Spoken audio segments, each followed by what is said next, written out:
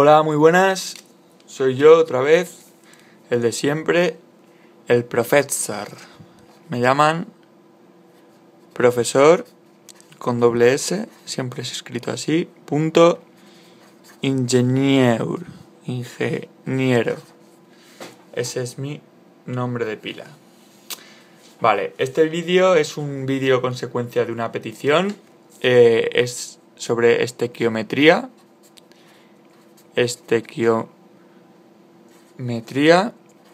¿Vale? Voy a explicarlo con un ejemplito, qué es esto, y vamos, no vais a tener ninguna duda después de esto. Veamos, la estequiometría, lo que conseguimos con esto es ajustar las reacciones para saber cuál es la cantidad relativa de moles que participan en una reacción. Es decir, relativamente cuántos moles se consumen en una reacción de cada elemento y cuántos aparecen. Entonces, os voy a poner un ejemplo práctico y os lo voy a ir explicando con esto y lo vais a entender de booty, ¿vale? Venga, imaginaros que yo soy un químico loco. Estoy como una cabra y quiero quemar en una caldera propano, ¿vale? Bueno, no sé si lo sabéis, pero el propano, su fórmula molecular es esta, C6, pero joder, estoy un poco, me suspende, ¿eh? Su fórmula molecular es C3H8, ¿vale? C3H8, esto es propano. Lo quiero quemar en una caldera, pues le sumo oxígeno diatómico. ¿Qué me da esto? Me da CO2 y H2O. Claro, lo quemo y me está dando dióxido de carbono y me está dando vapor de agua en la caldera. Pues está saliendo mucho humito. Un humito este que te deja todo mareado. Vale, pues nada, os voy a explicar ahora cómo se ajusta en primer lugar para la correspondiente estequiometría. Pues ajustar una reacción, para ello tiene que haber, tenemos que poner números delante de cada grupito para que al final haya el mismo número de elementos en un lado que en el otro. Es decir, ¿cuántos carbonos hay en este lado de la ecuación, en este lado de la flecha, ¿vale? Hay 3 carbonos, ¿no? Y en este lado de la flecha solamente hay un carbono. Pues tiene que estar ajustado, tiene que haber el mismo número de carbonos en este lado que en este lado. Pero claro, hay que comerse un poquito la cabeza para que al final, al ajustar unas cosas, no se me desajusten las otras. Pues nada, vamos a pensar. Si tenemos aquí 3 carbonos, ¿vale? Y aquí, bueno, un consejo es que las ecuaciones se pueden ajustar de dos formas, que esto no os lo he dicho. Se pueden ajustar a ojillo, como la voy a hacer yo ahora, o se pueden ajustar con una fórmula que os voy a explicar después, ¿vale? Pero bueno, primero la voy a ajustar a ojillo, ¿vale? A ver, tenemos aquí 3 carbonos y aquí hay 0. Aquí hay un carbono y aquí hay 0, ¿vale? Entonces, si queremos que haya los mismos carbonos en los dos lados, como aquí hay 3, le voy a poner aquí un 3 grande, ¿vale? Delante de este CO2, entonces ya hay 3 carbonos, porque hay 3 CO2. Y hay 3 carbonos, entonces el carbono ya está ajustado. Este número ya no le podemos tocar y este tampoco. Este le he tenido en cuenta como si fuese un 1, ¿vale? Si queréis se lo pongo aquí, un 1. Vale, después pasamos al oxígeno, ¿vale? No, perdona, después pasamos al hidrógeno. Tenemos aquí 8 hidrógenos y aquí tenemos 2 hidrógenos. Pues si yo le pongo aquí un 4 muy grande, hay 4 por H2, tenemos 8 hidrógenos y aquí tenemos 8 hidrógenos, está ajustado. Y luego contamos los oxígenos. Aquí tenemos 2 en este lado y en este lado tenemos 3 por 2 que son 6 más 4, tenemos 10. Entonces, ¿qué hay que hacer para que en este lado también haya 10? Pues multiplicamos aquí por un 5 grande. Entonces, fijaros, ya está ajustada. Tenemos carbonos, recuento de carbonos. 3 carbonos aquí y 0 son 3. Y aquí tenemos 3 carbonos y 0 son 3. Pues hay 3 y hay 3. Hidrógenos. Aquí hay 8. Aquí no hay. Y aquí hay 4 por 2, 8. También está ajustado. Nos vamos al oxígeno. Aquí hay 10, 5 por 2. Y aquí hay 3 por 2, 6. Más 4 hay 10 también, ¿vale? Está perfectamente ajustada.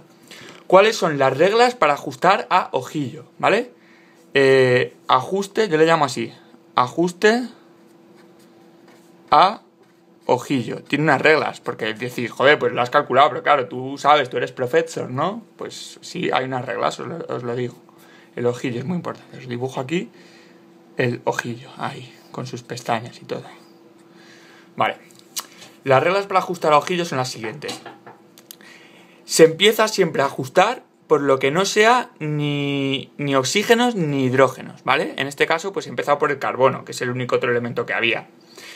Y el oxígeno siempre se deja para el final. Es decir, ajusto primero el carbono, luego ajusto el hidrógeno y al final el oxígeno. O sea, siempre lo penúltimo que ajustamos es el hidrógeno y lo último el oxígeno. Vale, eso es lo primero. Después, ¿para qué sirve esto?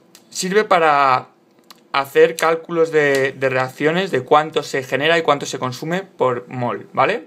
Esta ecuación ya está ajustada. ¿Y qué quiere decir estos números? Quiere decir que por cada mol que meto en la caldera de propano, tienen que reaccionar 5 de oxígeno para que se queme un mol de propano y se van a producir 3 moles de CO2 y 4 moles de agua, ¿vale? Eso es lo que significa. O sea, si yo meto en la caldera un mol de propano, meto 5 de oxígeno, se va a consumir todo y se va a generar 3 de dióxido de carbono y 4 de agua.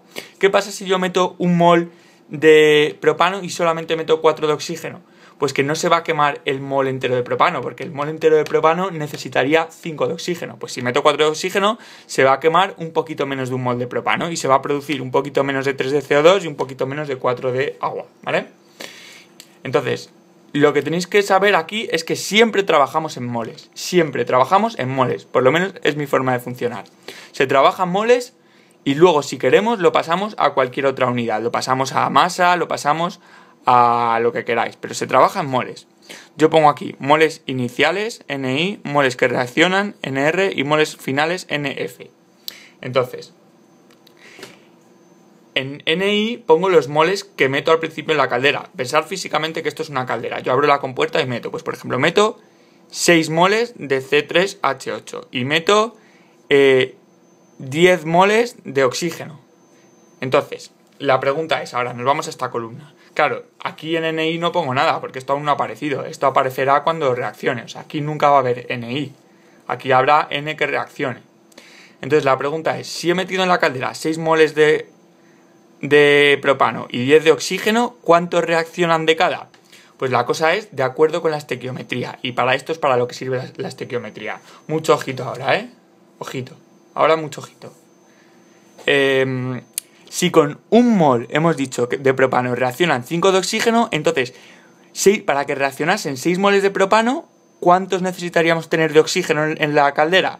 Pues si con 1 de propano necesitamos 5 veces de oxígeno, o sea, porque esto es 5 veces 1, ¿vale? Pues si metemos 6 de propano, entonces necesitaríamos 6 por 5, necesitaríamos 30 de oxígeno. O sea, para que reaccionen estos 6 de propano, tiene que haber 30 de oxígeno. Entonces, ¿hay 30 de oxígeno? No, solo hay 10. Entonces, ¿qué quiere decir? Eso, pues que no van a reaccionar los 6 moles que hemos metido de propano. Van a reaccionar menos.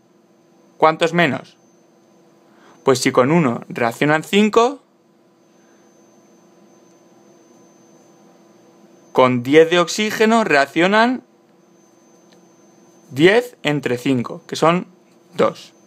¿Vale? Si os fijáis, es un tercio. ¿Por qué? Pues porque si con 6 necesitábamos, con 1 necesitábamos 5, entonces con 6 necesitábamos 5 veces 6, que son 30. Pero claro, si solo tenemos 10, 10 es un tercio de 30.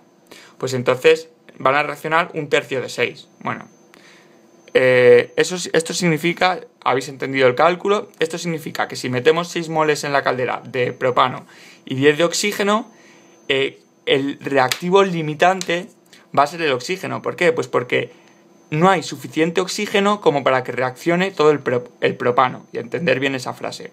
Entonces, como no hay suficiente oxígeno, el oxígeno se va a consumir entero, es el reactivo limitante, y el propano no. Entonces va a limitar la reacción el oxígeno, porque cuando se acabe el oxígeno se van a haber consumido 2 moles de propano, pero van a seguir quedando. ¿Cuántos? Pues 6 menos 2. Van a seguir quedando 4 en la caldera. ¿Y de oxígeno cuántos van a quedar? Pues 0, porque se ha consumido todo. Por eso es el reactivo limitante. Y este es el reactivo en exceso. Había 6 y nos sobran 4. Entonces, ¿cuánto tendríamos que haber quedado metido en la caldera de propano para que la reacción se realizase completa una reacción exacta, pues tendríamos que haber metido 2 moles de propano. Llego a meter 2 de propano y 10 de oxígeno y se consume todo, se consumen los 10 de oxígeno y los 2 de propano. O al revés, llego a meter 6 moles de propano y 30 de oxígeno y se consumen los 6 de propano y 30 de oxígeno. O sea, siempre que una reacción no se lleve estequiométricamente va a haber un reactivo limitante, en este caso el oxígeno, y un reactivo en exceso, en este caso el carbono. Podría haber sido al revés. Si hubiese metido 100, por ejemplo, 10 de propano y hubiese metido nada más, yo qué sé, pues hubiese metido, por ejemplo, 1 de propano y hubiese metido 6 de oxígeno, pues el limitante sería el propano, porque se gastaría el 1 de propano, pero solamente se gastarían 5 de oxígeno y me sobraría 1 de oxígeno. Bueno, de momento yo creo que esto es todo. Nada, solamente deciros que en esta reacción pues se queman 2 de propano, se producen 5 veces por estequiometría, siempre atentos a los números rojos, 5 veces estos 2 que se han quemado de propano, pues 10 de oxígeno, y se producen 3 de dióxido de carbono, pero no 3 veces este número. Este número es como la base de cálculo que estamos utilizando, entonces 3 por 2, se producen 6 de dióxido de carbono y 8 de agua. Entonces al final de la reacción lo que nos quedan son 6 de...